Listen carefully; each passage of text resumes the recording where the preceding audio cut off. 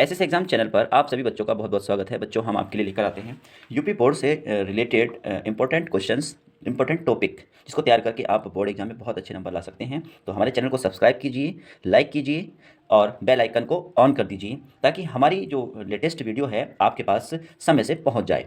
तो आज हम आपके लिए लेकर आए हैं कक्षा 10 की विज्ञान के पाठ 2 का टॉपिक है विरंजक चूर्ण, जो कि ब्लीचिंग पाउडर के नाम से भी जाना जाता है। ये एग्ज़ाम में काफ़ी समय से लगातार ये परीक्षा में आ रहा है, जो कि लॉन्ग क्वेश्चन में आता है और ज़्यादा से ज़्यादा अंक हमें ये देकर जाता है।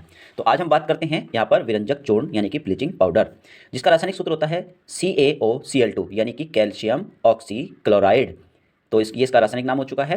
अब इसके हम बनाने की अगर बात करें तो ये बनाया जाता है बुझे हुए चूने से, यानी कि बुझे हुए चूने की जब अभिक्रिया क्लोरीन के साथ कराई जाती है तो हमें विरंजक चूर्ण प्राप्त होता है प्लस जल प्राप्त होता है। तो ये जो विरंजक चूर्ण है, यहाँ पर इसका जो फॉर्मूला है CaOCl2, ये विरंजक चूर्ण हमें प्राप्त हो जाता है।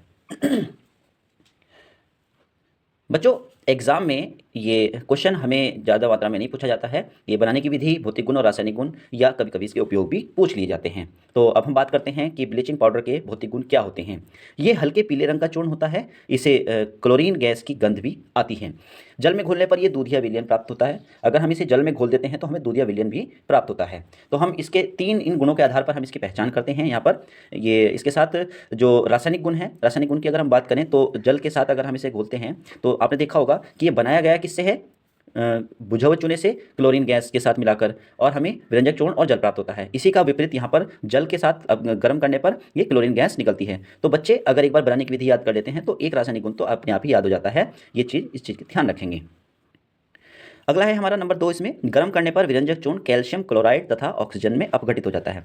यानी कि जब हम यहाँ पर विरंजक चूर्ण को गर्म करते हैं तो गर्म करने पर ये कैल्शियम क्लोराइड में विभक्त हो जाता है और ऑक्सीजन गैस मुक्त करता है। यानी कि इसके अंदर की जो ऑक्सीजन है वो बाहर निकल जाती है और CaCl2 हमारा यहाँ पर शेष रह जाता है, केवल ऑक्सीजन बाहर निकलती है। याद रखें, गर्म करने पर ये निकलती है। आगे बात समझ में। अगला गुण है हमारा विरंजक चूर्ण जब एसीटोन या अल्कोहल के साथ जल की अभिक्रिया कराई जाती है। यानी कि जब विरंजक चूर्ण की एसीटोन और अल्कोहल के साथ जल की उपस्थिति में इसकी क्रिया कराई जाती है तो हमें क्लोरोफॉर्म प्राप्त होती है। क्लोरोफॉर्म यानी कि क्लोरोफॉर्म का जो फॉर्मूला होता है वो होता है CHCl3। ये क्लोरोफॉर्म होती है।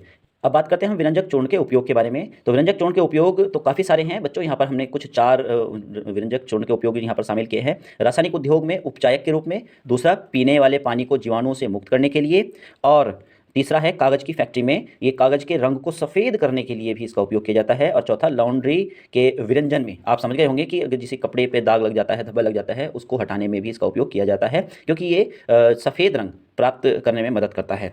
तो ये था हमारा विरंजक चूर्ण। तो उम्मीद है आपको विरंजक चूर्ण समझ में आया होगा। तो ऐसे ही हमारे वीडियो के साथ बने रहिए।